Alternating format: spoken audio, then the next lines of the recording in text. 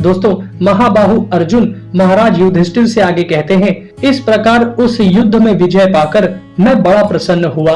फिर सारथी मातली मुझे रणभूमि से तुरंत ही इंद्र के राजभवन में ले गया।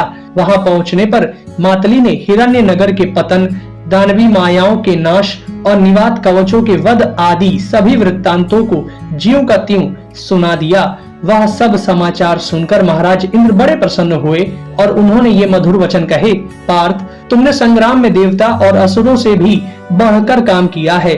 मेरे शत्रुओं का संहार करके तुमने अपनी गुरु दक्षिणा भी चुका दी है। अब देवता, दानव, यक्ष, राक्षस, असुर, गंधर्व तथा पक्षी और नाग सभी के लिए तुम युद्ध में अजय हो गए हो। अतः तुम्हारे बाहुबल से जीती हुई वसुंधरा पर धर्मराज युधिष्ठिर निष्कंटक राज्य करेंगे। तुम्हें सभी दिव्यास्त्र प्राप्त हैं, इसलिए भूमंडल में कोई भी योद्धा तुम्हारा पराभव नहीं कर सकेगा। बेटा, जब तुम संग्राम भूमि में खड़े होगे तो भीष्म, द्रोण, कृप, कर्ण, शकुनी और अन्य सब राजा तुम्हारी 16वीं कला के बराबर भी नहीं होंगे। फिर राजा इंद्र ने मुझे शरीर की रक्षा करने वाला यह दिव्य अभेद्य कवच और यह सोने की माला प्रदान की। साथ ही उन्होंने यह देवदत्त नामक शंख भी दिया, जिसकी आवाज बहुत ऊंची है, और यह दिव्य किरीट तो स्वयं अपने हाथ से मेरे मस्तक पर रखा। इसके बाद उन्होंने ये बहुत ही सुंदर दिव्य वस्त्र और आभूषण भी मुझे प्रदान किए। इस प्रकार इंद्र से सम्मानित होकर मैं वहां गंधर्व कुमारों के साथ बड़े आनंद पूर्वक रहा। वहां मेरे 5 वर्ष बीते। एक दिन इंद्र ने मुझसे कहा, अर्जुन, अब तुम्हें यहाँ से जाना चाहिए। तुम्हारे भाई तुम्हें याद कर रहे हैं। इससे मैं वहां से चला आया और आज इस गंधमादन पर्वत के शिखर पर भाइयों सहित आपका दर्शन किया है। तब युधिष्ठिर बोले, धनंजय, यह हमारे लिए बड़े सौभाग्य की बात है कि तुमने देवराज इंद्र को अपनी आराधना से प्रसन्न किया और पुनः मेरे पास लौट आए। इससे आज मुझे बड़ा सुख मिला है। अब तो मैं ऐसा समझता हूँ कि मैंने यह संपूर्ण पृथ्वी जीत ली और धृतराष्ट्र के पुत्रों को भी अपने अधीन कर लिया। अर्जुन, अब मैं उन दिव्य अस्त्रों को देखना चाहता हूँ जिनसे तुमने बलवान निवात कवचों का वध किया है।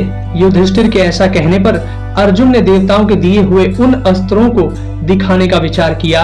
पहले तो वे विधि पूर्वक स्नान करके शुद्ध हुए, फिर अपने अंगों में परम कांतिमान दिव्य कवच धारण कर लिया। एक हाथ में गांडीव धनुष और दूसरे में देवदत्त शंख ले लिया। इस प्रकार विरोचित वेश से सुशोभित हो अर्जुन ने उन दिव्यास्त्रों को क्रमशः दिखाना आरंभ किया। जिस समय उन अस्त्रों का प्रयोग प्रारंभ हुआ, वायु की गति रुक गई, सूर्य की कांति फीकी पड़ गई और जलती हुई आग भी बुझ गई। तदनंतर समस्त ब्रह्मर्षि, सिद्ध, महर्षि, संपूर्ण प्राणी, देवर्षि तथा स्वर्गवासी देवता सब के सब वहां आकर उपस्थित हुए। लोक पितामह ब्रह्मा और भगवान शंकर भी अपने गणों सहित वहां पधारे। फिर सब देवताओं ने नारद जी को अर्जुन के पास भेजा। वे आकर अर्जुन से बोले, अर्जुन, ठहरो, इस समय इन दिव्यास्त्रों का प्रयोग ना करो। बिना किसी लक्ष्य के इनका प्रयोग नहीं किया जाता।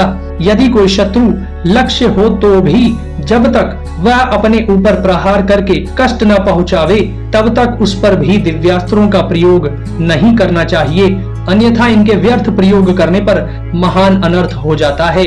यदि नियम अनुसार तुम इनकी रक्षा करोगे तो ये शक्तिशाली और तुम्हें सुख देने वाले होंगे, इसमें तनिक भी संदेह नहीं है। यदि तुमने व्यर्थ प्रयोग से इनकी रक्षा नहीं की तो ये त्रिलोकी का नाश कर डालेंगे। अतः आज से फिर कभी ऐसा ना करना। युधिष्ठिर, तुम भी इस समय इनको देखने का लोभ छोड़ो।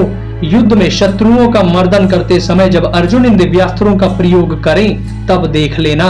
इस प्रकार जब नारद जी ने अर्जुन को दिव्यास्त्रों का प्रयोग करने से रोक दिया तब सब देवता तथा अन्य प्राणी जो जहां से आए थे वहां चले गए और पांडव भी द्रौपदी के साथ उस वन में प्रसन्नता पूर्वक रहने लगे।